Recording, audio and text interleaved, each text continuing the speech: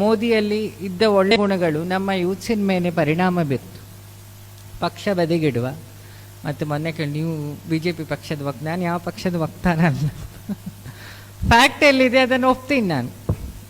ಪಕ್ಷದಲ್ಲಿ ತಪ್ಪಾದಾಗ ಶುರು ಪ್ರಶ್ನೆ ಮಾಡೋದೇ ನಾನು ಅಲ್ವಾ.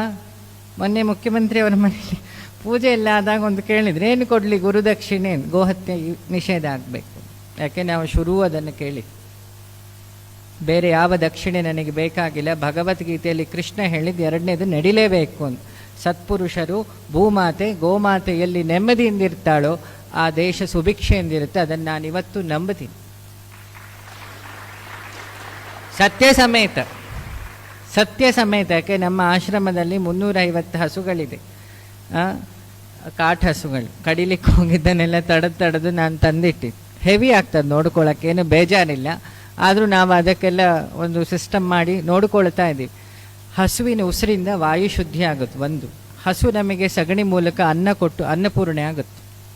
ಇನ್ನೊಂದು, ನಾವೀಗ ಮಾಡಿದ ಯಾಗ ಇದೆಯಲ್ಲ, ತುಪ್ಪ, ಅದು ಹಸುದು. ದೇವತೆಗಳಿಗೆ ಅವಳು ತುಪ್ಪದಿಂದ ಶಕ್ತಿ ಕೊಡ್ತಾಳೆ, ಮನುಷ್ಯರಿಗೆ ಹಾಲಿನ ಮೂಲಕ ಶಕ್ತಿ ಕೊಡ್ತಾಳೆ.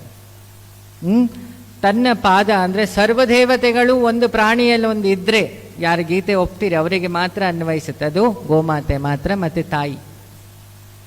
ದೇಶಿ ತಳಿ ಉಳಿಸಬೇಕು ಅಂತ ನನಗೆ ಭಾಷಣ ಬೇಡ, ಮನೇಲಿ ಶುರು ಮಾಡಿ. ನಿಮ್ಮ ಮುಖ್ಯಮಂತ್ರಿಗಳ ಮನೆಯಲ್ಲೂ ಒಂದು ಹಸು ಉಂಟು.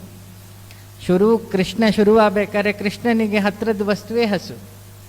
ಅದರ ಹೆಸರು ಬಿಲ್ಡಿಂಗಿಂದ ಕೃಷ್ಣ. ಅಲ್ಲಿ ನಿತ್ಯ ಗೋಪೂಜೆ ಆಗುತ್ತೆ. ಯಾಕೆ? ನಾವು ಅವರಿಗೆ ನೀವು ಮಾಡಿದರೆ, ನೀವು ರಾಜ್ಯಕ್ಕೆ ನೀವು ಮಾಡಿದರೆ ಪ್ರಜೆಗಳೆಲ್ಲ ಮಾಡ್ತಾರೆ, ನಾನು ಮಾಡಿದರೆ ನನ್ನ ಫಾಲೋವರ್ ಮಾಡ್ತಾರೆ. ಎಲ್ಲಿ ಗೋಮೂತ್ರ ಬೀಳುತ್ತೋ ಆ ಜಾಗ ಪವಿತ್ರ ಆಗುತ್ತೆ. ಯಾಕೆ? ನಮ್ಮ ಎಲ್ಲ ದೇವರ ಪ್ರತಿಷ್ಠೆಗೆ ಶುರು ಉಪಯೋಗಿಸೋದು ಯಾವುದು? ಮೈಲಿಗೆ ಆದಾಗ ಗೋಮೂತ್ರ. ಈ ಬ್ರಹ್ಮೋಪವೀತ ಹಾಕೋದಿನ ಫಸ್ಟ್ ಕೊಡೋದು ಯಾವುದು? ಪಂಚಗವ್ಯ ಅನ್ಕೊಳ್ತೀನಿ, ನಂಗೆ ಗೊತ್ತಿದ್ದ. ಆ ಮೂತ್ರವೇ ಅದರದ್ದಷ್ಟು ಪವಿತ್ರ ಅಂತ ಹೇಳಿದರೆ ಆ ಪ್ರಾಣಿ ಎಷ್ಟು ಪವಿತ್ರ, ಪ್ರಾಣಿ ಅನ್ನೋಕ್ಕಿಂತ ಆ ತಾಯಿ ಎಷ್ಟು ಪವಿತ್ರ ಅಲ್ವಾ?